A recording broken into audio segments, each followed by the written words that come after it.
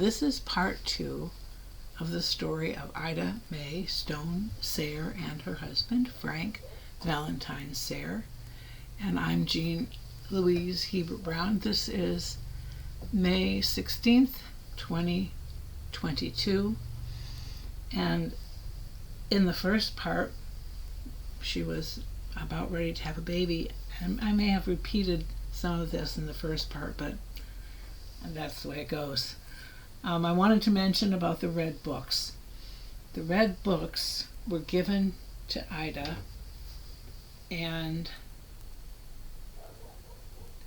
she had the inscription to Adrian College on the flyleaf, and so when I was talking with the librarian there, I sent her these books. I also sent a pin, like a pretty gold graduation pin, for them to have at the library at Adrian that had been Ida Stone when she was a student there. And then I also wanted to read what she wrote about having her first baby.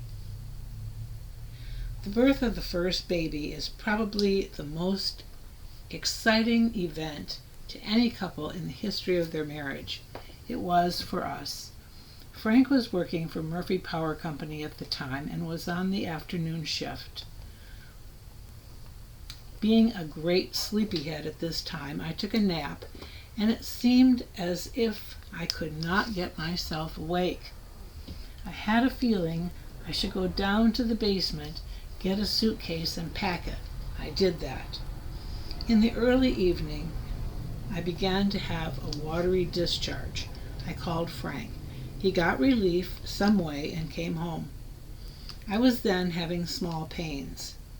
Frank called the doctor, and he came right out. I took a bath. The doctor made no examination. He simply observed the strength and frequency of the pains. He said it would be some time yet, and that we should all get some sleep. We went to bed, and he slept on a cot in the living room. In the early morning, the pains became more severe, and he said we might as well go to the hospital. He took me in his car. I still remember how deserted Woodward Avenue looked in the early morning. We went to Grace Hospital, where I was put in a private room. I slept again. They wakened me for breakfast and then gave me an enema and a bath. I vowed that I had a tub bath last night, but rules were rules. They gave me a bed bath with no rinse. I felt as if I was coated with a film of soap. Frank called, and I talked with him on the phone plugged into the wall. My pains were so severe then, I did not want to talk long. I don't remember what time it was when they took me to the labor room. I do know that Frank came, and a nurse brought him right into the labor room, just as he was. He said neither the nurses nor the doctor wore masks.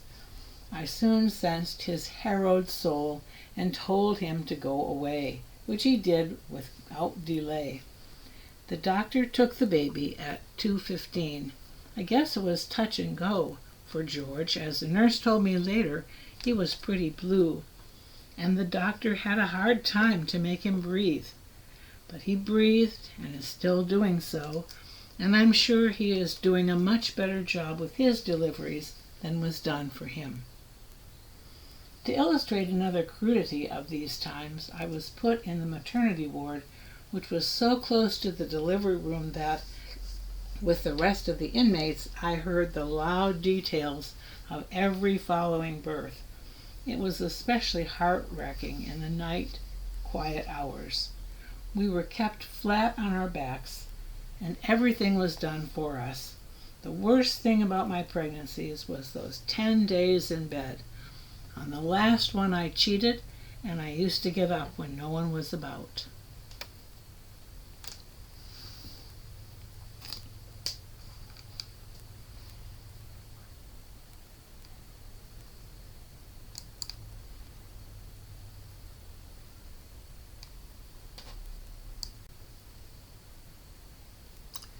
It was now in 1914, and Ida was pregnant with Catherine.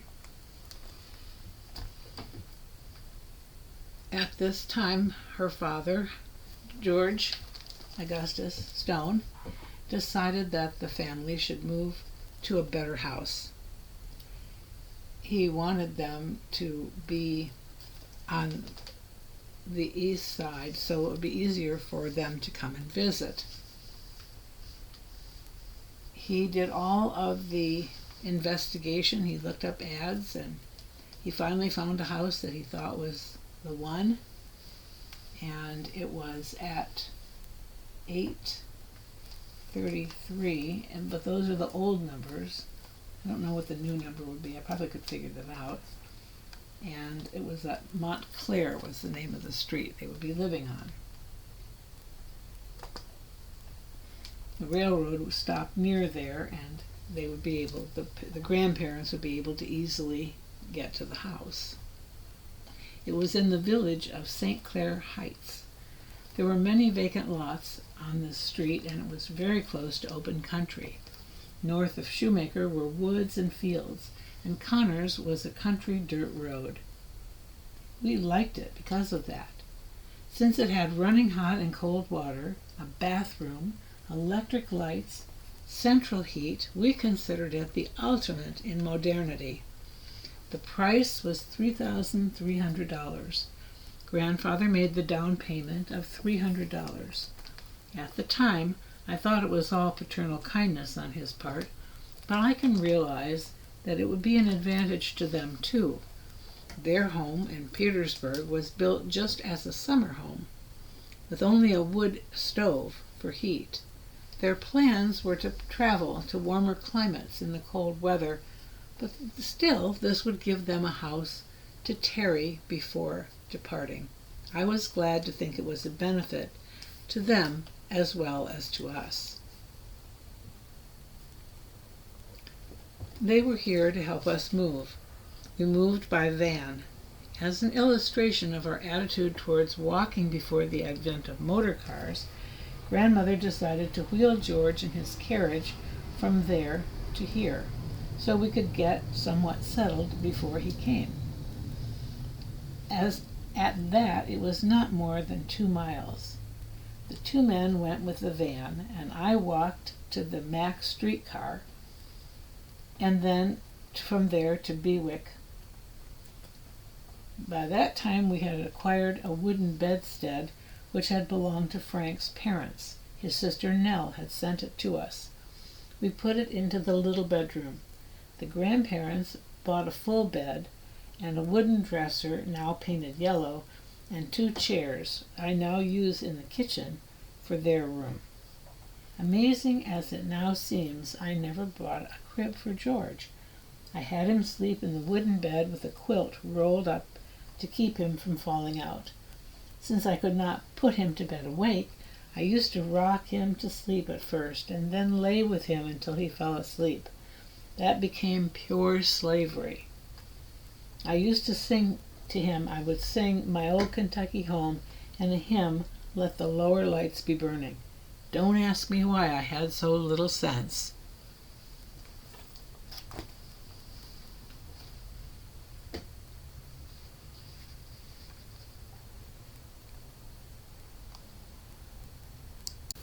October 7th, Ida wrote, George is 5 months old today. He can sit alone for a few minutes and has begun to grab things. I put dresses on him now so that he can sit up while I do it.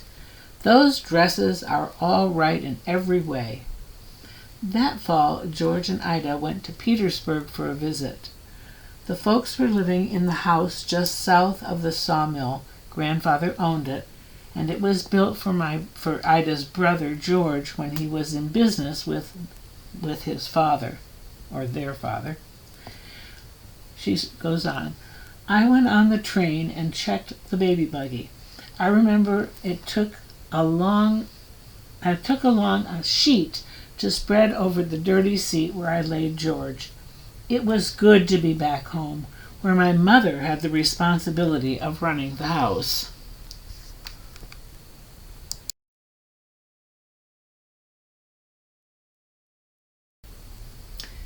June 26, being our wedding anniversary, we decided to celebrate with our last bottle of grape juice,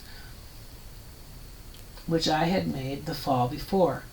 Frank went to the basement for it, and by some mischance dropped it on the cement floor, and it broke. Not to be defeated, he hastened over to Kirchville Avenue, where we shopped, and got another. There was quite a high wind. On the way home, the wind pulled at his hat.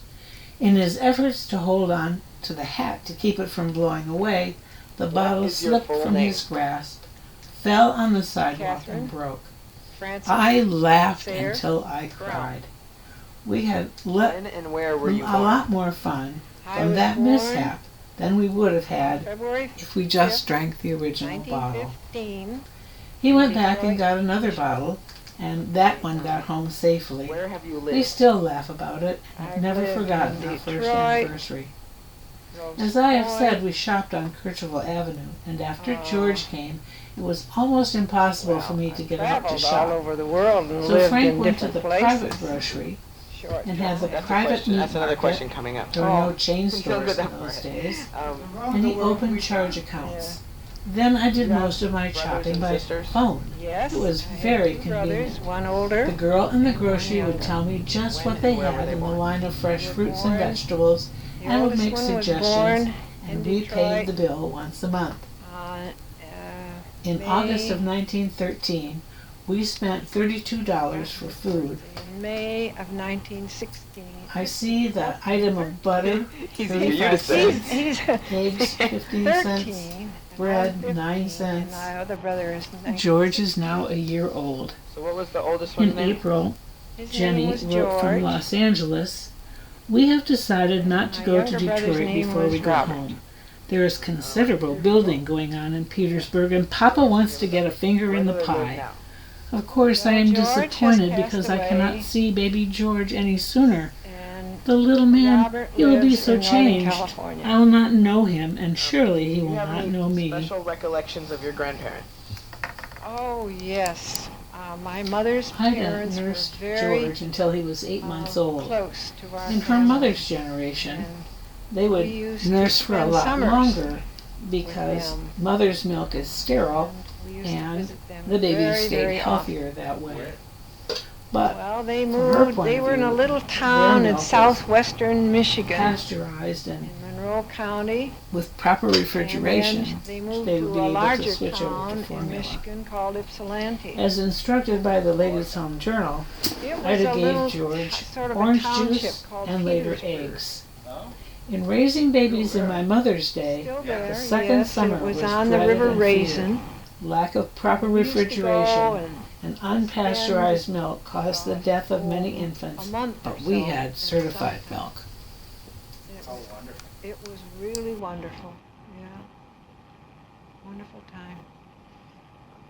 Are there any family traditions? And also, do you That have any August, family World War keepsakes? I broke out in Europe. Oh, Ida yes, was I have pregnant a lot with of Catherine family and was very keepsakes. sleepy.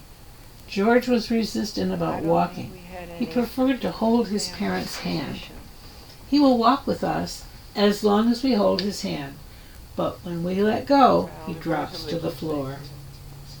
Oh, pictures and In the end, memorabilia. George walked fine, of course. Well, He also was having sleeping issues, and so she decided to have him sleep with her. things like that. And after that, she said, "I kept that sleeping arrangement for a What long schools time. did you attend? I like to have my babies in the same room, as I hated to get up and stumble into another room if they cried out." Frank slept in the little bedroom. He liked it better too. That way he could sleep undisturbed. In September, Frank was not working due to changeovers for the war. We went to Petersburg for a visit. The folks were building a house on the old sawmill site. What I was your remember first Frank job? put up a lot of laugh. In October, he got a job with whitehead and kales. Trained as a teacher, and I had a job with the city of Detroit in one of their schools.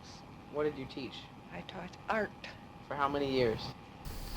About December 1914, Jenny wrote, What special "It is so talents or cold we hobbies could do you not have? finish our house, the one Well, they built on the site of the old sawmill. I did We a have lot of given up painting. moving I did until sculpturing. spring. I am thinking we shall be And much I more did comfortable photography. down at your place than we are here Love with just a photography. little wood stove to keep Carried a warm by. camera So we all are over the planning to go world. down to your house next Wherever I Thursday went. p.m. and stay till And spring. then I took up a hobby of Course, she was pregnant with genealogy. Catherine, so that would be another way That'll that her make this mother could report a help lot too. easier. For a week before Catherine was born, it was so slippery that I Then did not go took out, up said the Ida. computer. On February It was 5th, there forced was a bonding. cold, freezing rain. Yeah.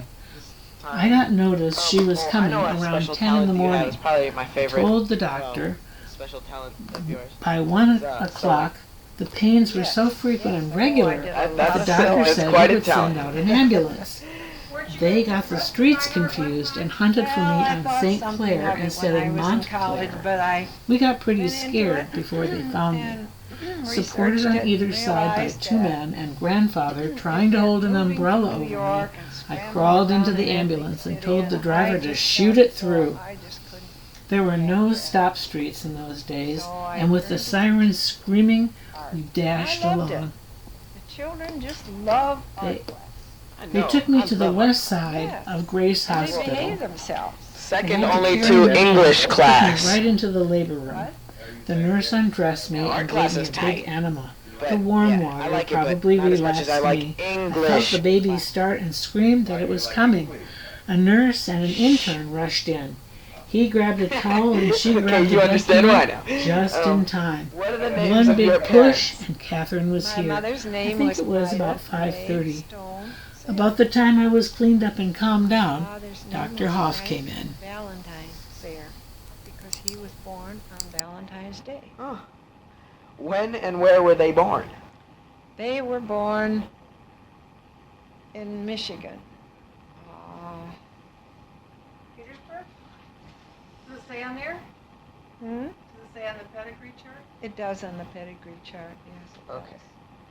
does. You can look in the pedigree chart and you will find the exact dates. Do you know who in your family first immigrated to the United States? Well, on my father's side, it was in the 1600s. Wow. And they came over and they settled on Long Island in New York. It's not Long Island, it's Long Island. Long Island. Long Island. And on my mother's side, the Kedseys came from Scotland in, what was it? Ida wrote, 1790. I enjoyed that stay in the They hospital. settled. The nurses were not so busy, and the maternity ward was off by itself. The building was remodeled, and the Yeah, bed they- was in sort of an alcove. Yeah, We were on the they ground settled floor, in New and I York could see out the State. window onto the grounds And they- where there were trees. One of the sons. Grandmother my brought baby ancestor, George to see me. I don't took recall his how she family got there, and but I distinctly remember sailed how down the big he newly looked to me opened after Erie getting Canal used to the little to baby. the Lake I don't think he knew me. Erie. I had much better care, Lake better Erie, food. They even brought me up hot the cocoa Raisin after River. the 2 a.m. feeding. And he And the his stay wife, was and 2 their 7 weeks. children. The Strange as youngest it seems to me now, was a baby. Dr. Hoff brought me 6 home in his months car. I remember he had a Imagine flat making tire and that got kind out of a and changed journey. it himself. What With would a you do? crying, whining baby. As we had no I would attic have thrown it in the river. at What that would you do time, That's what about- I'd have done. our big What would you do box about the stood in dirty the diaper? dining room holding quilts Thrown and them in the cookies. river. Canal. I'd have thrown them in the river along with the She baby. slept there at the end of the day. Then they She was a settled good there baby and at slept in most of the Monroe, time. in Monroe, Michigan. I had been worrying about how Right. George would react Right. to another child and was reluctant to show her him. Did any But not family member grandfather. serve in the He military? immediately took George to the box. When George saw her, he danced on his little Grandpa, feet. is that his story? Yeah. He accepted the rest with the same goodwill. Oh, Cavalry. my Here's an brother item. was The hospital was cost in me World War II. $41.70. Forced to join the Navy, and he went Shortly to the after South Catherine was Pacific born, for Grandfather months at a time. bought his first And car, the Navy a lost Chalmers. his records It was and an open didn't know he car, was as there. closed cars were unknown. They forgot about it. They He was forgot 60 about it. years old. It must have So been he must quite have a stayed out task there for a to good learn to while. drive For an a automobile. good while, A and man finally from the another sales guy company showed up and talked. said, "Hey, I'm I supposed can to take remember your how we used to place. sit and think You about may it. leave." And I remember him And saying, he said, "Thank you "Dad, very on much." Woodward Avenue." How about the other He George was Stone who was in the wise to cavalry? do his learning in the city. Oh yeah, As that was many my country folk of his grandfather. day Yes, never and had he the joined courage the to attempt army. to ride into Detroit. Well, he learned all right. Not Custer. I no. remember He that served with March day, a Sunday, he took Mother and me for a ride. And I had he, Catherine all bundled up in blankets. Battle We of- went way around Battle of Grand the Boulevard, Rosebud. east to west on Jefferson. The sun was shining when we started, but it clouded up and Custer began had to been snow and massacred, blow. And the army marched There we out, were, in an open car with his only a rope for troop was protection. one of the The ones that pleasure cleaned ride up, became an endurance you contest. know, But buried there were this no bad results. rotting bodies. Frank learned to on the drive when he worked at hillside. Hudson's. job. He A drove dirty us out job. on Sunday. Mother and I were in the back seat with the children. She was very nervous and okay. kept cautioning Last question. Frank not to go too How fast. has your life 15 changed miles over an the years? hour is fast enough for me, she said. My life She got over that changed for idea. the better. And we would push our little Every Model T change Ford to I the make limit. is better than the one before. You sure dodged that one. Okay, that'll do.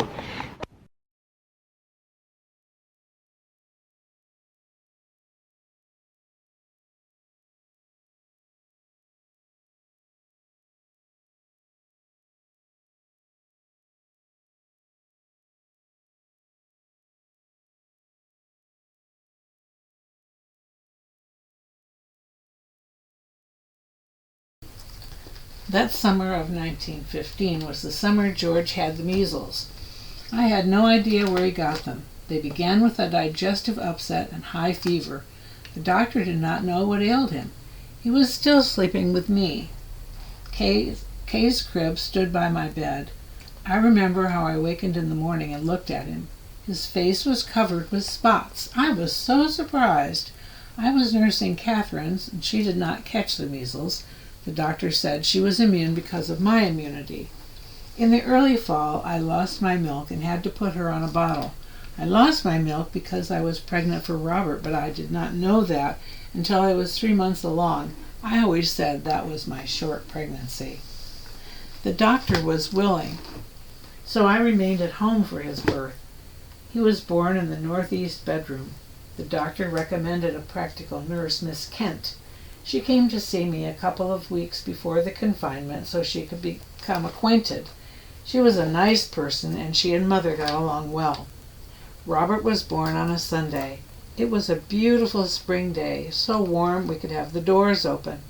The grass in the front of the house was beginning to show a decided green. A couple of showers interrupted the sunshine.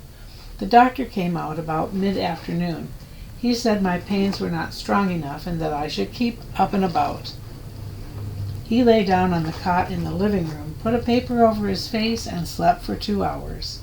The nurse got here about 6, and we went upstairs and got to work. He did not come as easily as Kay, and the doctor wished he had brought some medicine to hurry it. I told the nurse she was giving me too much ether.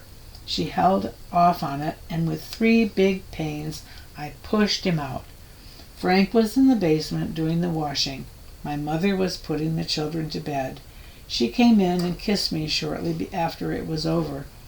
I had just been having a bad cold, and Robert was born with the sniffles, but he soon got over them. I had bought a crib for Robert, and he lay beside the bed. Miss Kent slept with me, Frank in the little bedroom, my mother with the 2 children in the back room. Frank made a wooden bed for George, and he slept in that.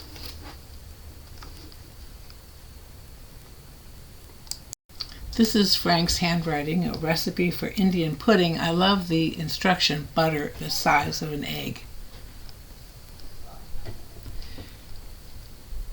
Ida notes that the history books record that this spring we got into World War I.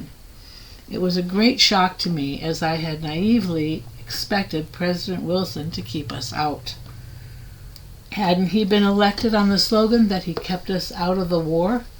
Also, not being able to vote because of my sex, I paid little attention to political affairs. The effect on our lives, both psychologically and practically, appeared slowly. I was surprised because there was no sudden and definite change. I was thankful our boys were so young and that my husband was overaged. The Briggs factory east of us had been making more materials for some time, day and night. I can remember that when I would get up in the stillness of the night, I could plainly hear the thump-thump of the machines. It always chilled my heart to think that they were making things for killing. That summer, Frank was sent out to Selfridge Field to work.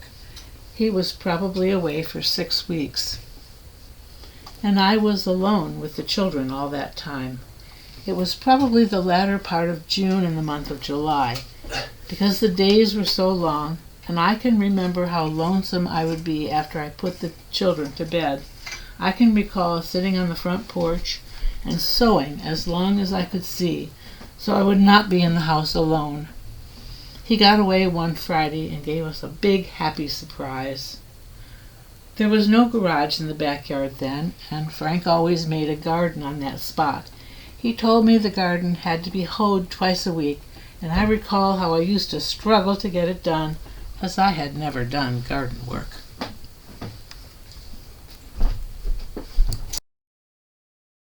Jenny and George would travel in the cold weather to a warmer spot, and they would often stop in Arkansas and go to the hot springs, and I have that little red cup along with some other souvenirs in a box.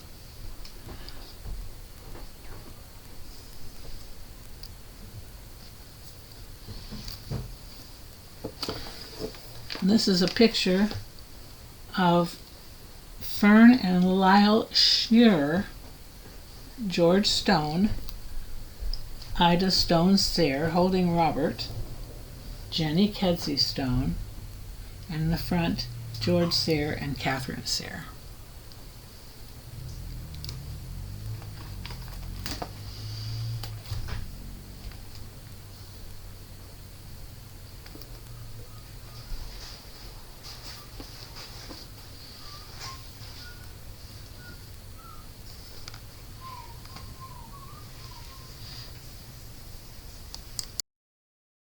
In September, Jenny finally worked up the courage to take the children home to Petersburg with her.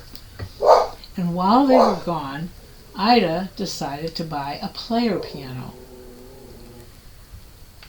From a practical viewpoint, it was probably a very foolish thing to do, but as it turned out, it was one of the wisest things we ever did.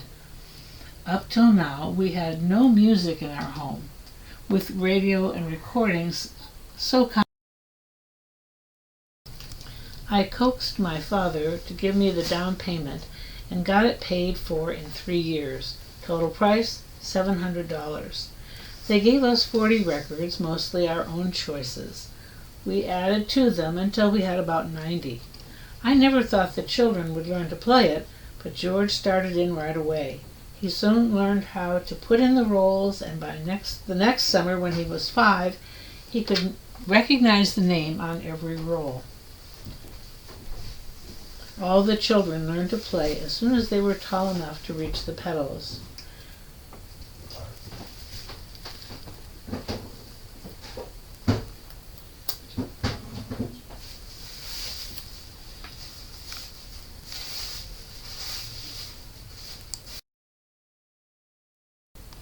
So common now, it is hard to imagine what a difference that would make.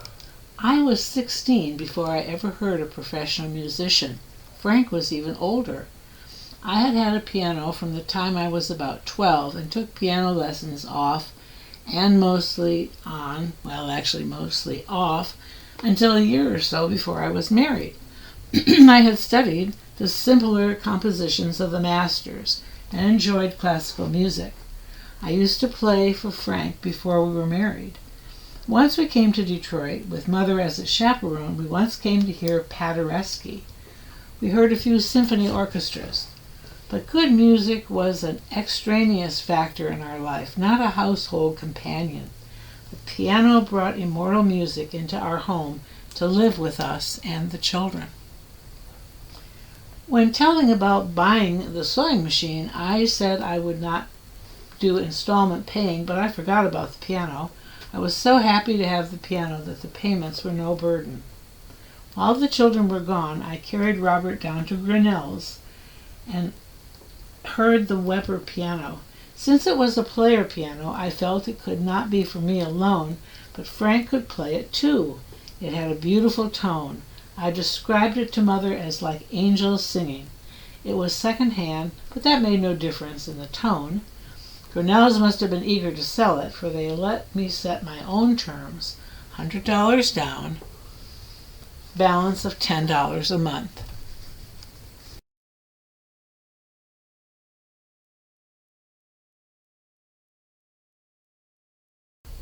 This is Frank's draft registration.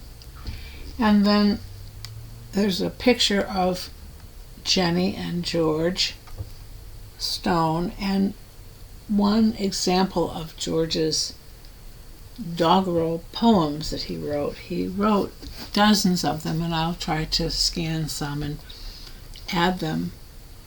But they're pretty cute and corny at the same time, but very, very fun.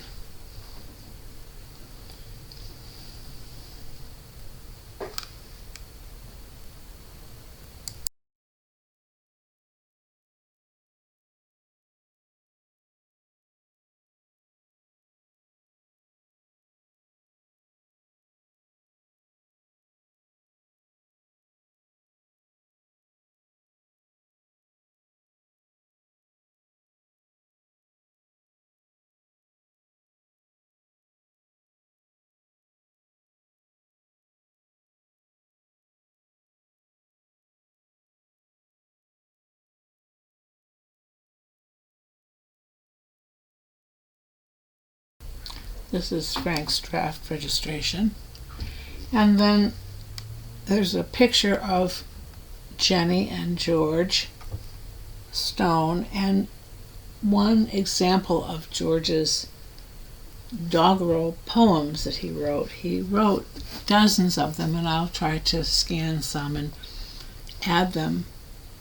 But they're pretty cute and corny at the same time, but very, very fun.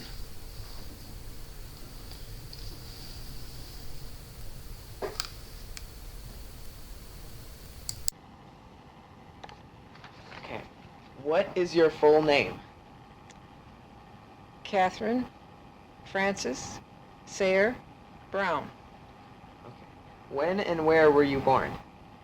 I was born February 5th, 1915 in Detroit, Michigan. Okay, where have you lived? I've lived in Detroit, Grosse Pointe, well, I've traveled all over the world and lived in different places. Short times. That's a question. That's another question coming up. So. Oh. Don't go that far ahead. Around the world 3 times. Yeah. Do you have brothers and sisters? Yes, I had 2 brothers, one older and one younger. When and where were they born? They were born, the oldest one was born in Detroit on May, I've forgotten his birthday, in May of 1916, 15, 14, 13. Easy for you to say. He's 13, and I'm 15, and my other brother is 1916. So what was the oldest one's name? His name was George, and my younger brother's name was Robert. George became a doctor. Yeah. George became a doctor. Where do they live now? Well, George has passed away, and Robert lives in Northern California. Okay. Do you have any special recollections of your grandparents? Oh, yes. My mother's parents were very close to our family, and we used to spend summers with them, and we used to visit them very, very often. Where? Well, they were in a little town in southwestern Michigan, in Monroe County, and then they moved to a larger town in Michigan called Ypsilanti. What was the smaller town? It was a little sort of a township called Petersburg. Oh? Still there. Still Yeah. there, yes, and it was on the River Raisin. And we used to go and spend a month or so in the summertime. And Wonderful. it was really wonderful. Yeah. Wonderful time. Are there any family traditions? And also, do you have any family keepsakes? Oh, yes, I have a lot of family keepsakes. I don't think we had any particular family traditions. We just, well, Like, what are some of the keepsakes you have? pictures and memorabilia of well, certificates and school things Diploma like kind of that, thing. diplomas and things like that. What schools did you attend? I attended the local elementary school, then I moved to the intermediate. They called it the intermediate, 6th, 7th, and 8th. That was in Detroit? Uh-huh. And then the high school, and then I went to college in the city of Detroit, which later became Wayne University. Okay. What was your first job? My first job was teaching. I trained as a teacher, and I had a job with the city of Detroit in one of their schools. What did you teach? I taught art. For how many years? About 3 years. All right. What special talents or hobbies do you have? Well, I did a lot of painting. I did sculpturing. And then I did photography.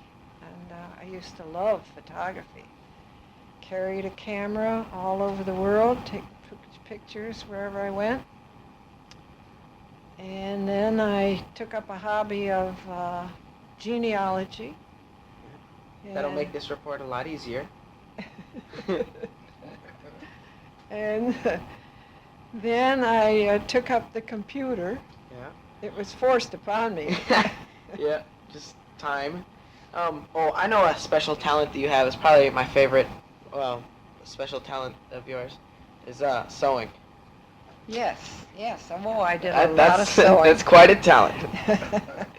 Weren't you going to be a dress designer at one time? Well, I thought something of it when I was in college, but I went into it and researched it and realized that it meant moving to New York and scrambling around in that big city, and I just felt as though I just couldn't hack that. So I turned to teaching art, and I loved it. The children just love art class. I know. I love art class. Yes, and they Well- behave themselves. Second only to English class. What? Are you saying yeah? Yeah, art class is tight. You like But it? yeah, I like it, but not as much as I like English class. Why do you like English class? Shh. Oh. Okay, you understand why now. What are the names of your parents? My mother's name was Ida Mae Stone Sayre, and my father's name was Frank Valentine Sayre, because he was born on Valentine's Day. Oh. When and where were they born? They were born in Michigan. Petersburg? Does it say on there? Hmm? Does it say on the pedigree chart? It does on the pedigree chart, yes. It Okay. does. You can look in the pedigree chart and you will find the exact dates. Do you know who in your family first immigrated to the United States? Well, on my father's side, it was in the 1600s. Wow. And they came over and they settled on Long Island in New York.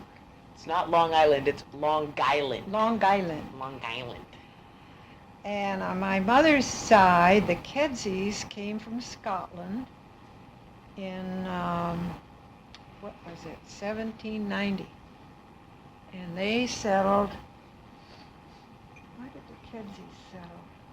They also landed in New York, and lived one Yeah, winter, they- and then they settled in. Yeah, they settled in New York State, and then one of the sons, my ancestor, took his family and sailed down the newly opened Erie Canal Huh. to the Lake Erie, took a boat from Lake Erie to the mouth of the Raisin River. And he and his wife and their 7 children, the youngest was a baby, 6 months old or something like that. Imagine making that kind of a journey.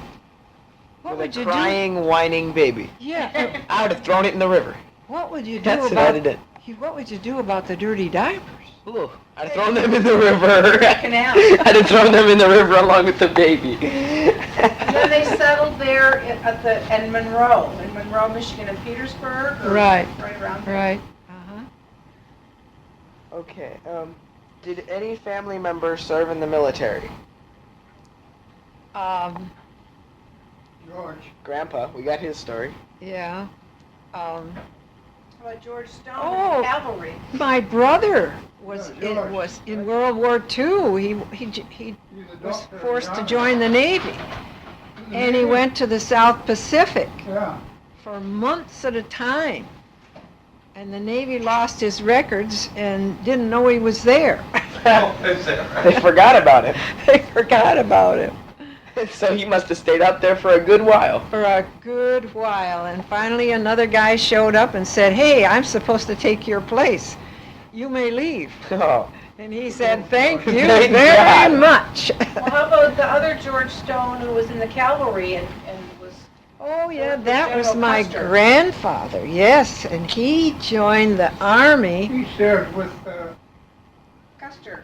yeah. not Custer, no, he served with Crooks, Oh, right, George Crooks. and he, They fought at that. the Battle of the Rosebud he fought at, and then he learned that Custer had been massacred, and the Army marched out, and his troop was one of the ones that cleaned up the camp, and, buried this rotting bodies Wow. on the hillside. It's a dirty job. A dirty job.